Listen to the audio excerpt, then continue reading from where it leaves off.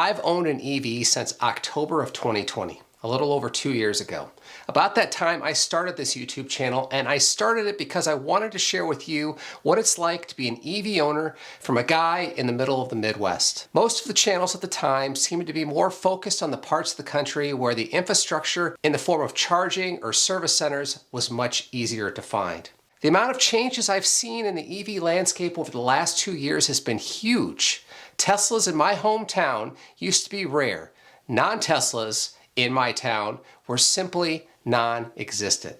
Today it's quite a bit different. EVs are just about everywhere. In my small company that I work for, there is a VW ID4, a Ford F-150 Lightning alongside my Tesla Model Y. Today the charging infrastructure is much more robust, where Tesla superchargers are much more prevalent.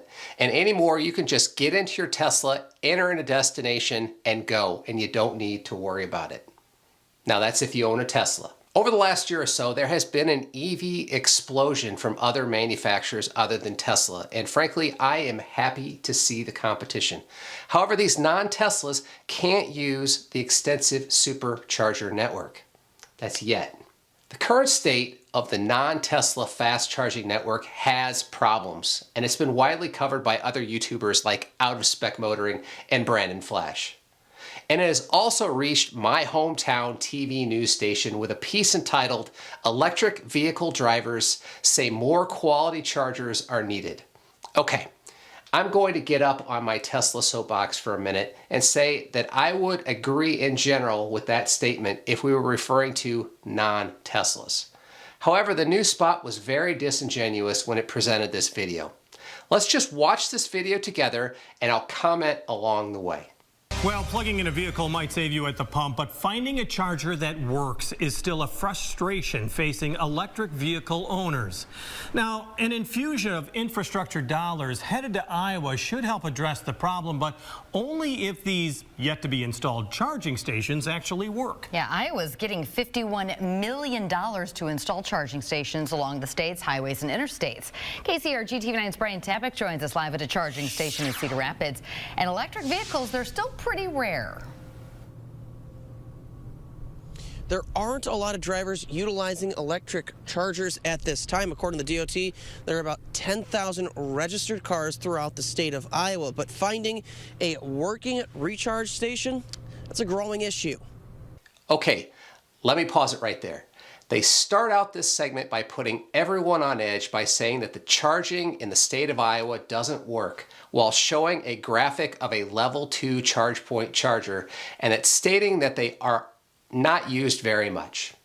Level 2 chargers aren't intended to fast charge. They are equivalent to the chargers that you would have in your garage, and they take time, hours, to give you a meaningful charge.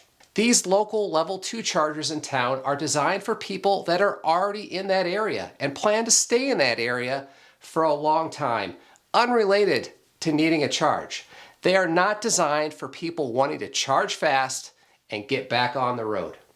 That's what fast DC charging is for. All these years I've been driving this Leaf, never been able to take a trip in it. Over the last 10 years, Mark Frank of Ely has driven his Nissan Leaf electric car up and down the 380 corridor, never traveling too far from a charging station. The state of the level 3 charging network is not all that good. Level 3 charging stations are the fastest. Frankie says there aren't enough of them in the area, and some of the chargers in the area aren't good enough. We'd stopped in Waterloo, and there were 2 chargers. And we tried to plug into either one, and neither one of them would work for us. Okay, they decided to interview an owner of a Nissan Leaf. We don't know anything about this Leaf, but it could have a battery pack as small as 40 kilowatts with a reported range of only 150 miles.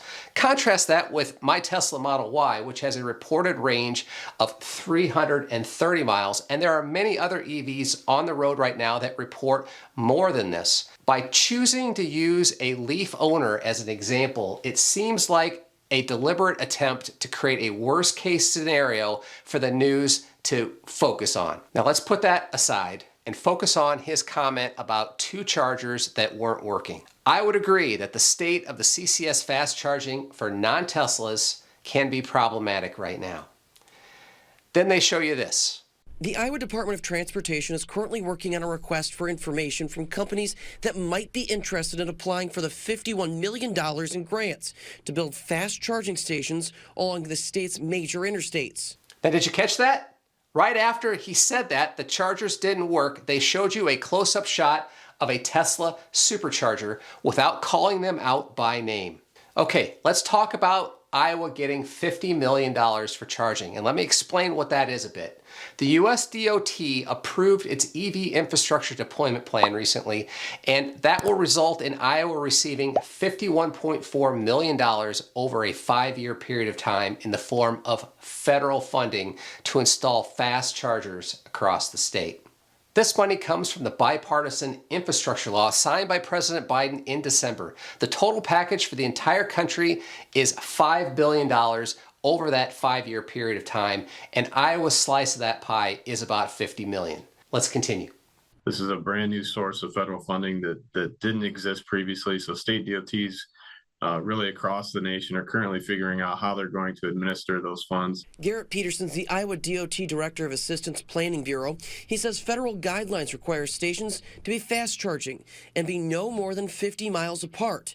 But first, the DOT must collect enough information on how to best administer the money before he says they can move to the next step, a big one to improve EV charging stations throughout the state. The hopes that perhaps this summer we could announce the first round of funding being made available. There you go again. As filler video, they decided to show you a bunch of Tesla supercharger footage. I especially like the close-up slow pan of the Tesla logo on the top of the supercharger. As for the funding, I'm 100% for it. Well, Frank waits to see how the program falls into place over the next several months. He says he also wants to make sure the public's money is spent wisely and make sure new charging stations work for all vehicles. Work for all vehicles. Work for all vehicles. All while showing the Tesla supercharger again. Currently, Tesla superchargers only work with Tesla cars. However, Tesla has started to take steps to open them up to non-Teslas. That process is active now in Europe and will soon be possible in the US, according to Elon Musk. They'd have to sign some kind of agreement saying, look, you're going to be paying us back that money if we ever audit these stations and find out that half the time that their machines are broken. Okay, these statements weren't technically wrong. The CCS network is downright broken in some parts of the country. Road tripping right now in a non-Tesla takes a little more time and planning and patience. However, road tripping in a Tesla is downright boring. There's no need to download a special app, enter a credit card, deal with flaky chargers. Most of the time, it just works. Now, I have about 20,000 EV road tripping miles under my belt, and I have only seen one time where the supercharger was completely down. Even then, the car rerouted me to a different supercharger to avoid the down charger. The car knew about it and just adjusted. The DOT says their focus of this program is going to start on the really highly traveled highways and interstates in the eastern Iowa area. That includes 380 and 80. In Newbo, Brian Tabbitt, KCRG TV 9 News. So what is your take from this video? Did it tell you that if you were considering an EV, you should wait because you're going to have a really hard time charging it and you can't road trip in it? Would you think that Tesla was in the same boat with all the other EVs in this video? I did. I would.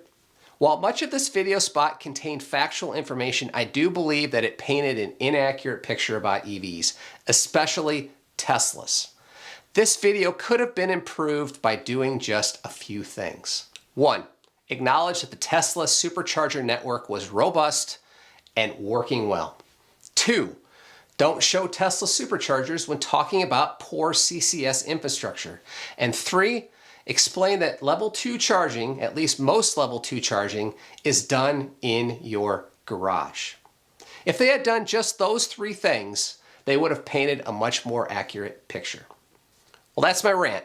Media needs to do better with respect to its coverage of EVs, and it's up to fine folks like you and me to keep showing people truthful and complete information.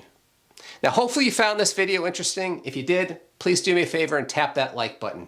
Now, if you're new to the channel and you're interested in videos like this, or road trip videos, or Tesla accessory videos, or review videos, or FSD beta videos, tap the subscribe button to see more.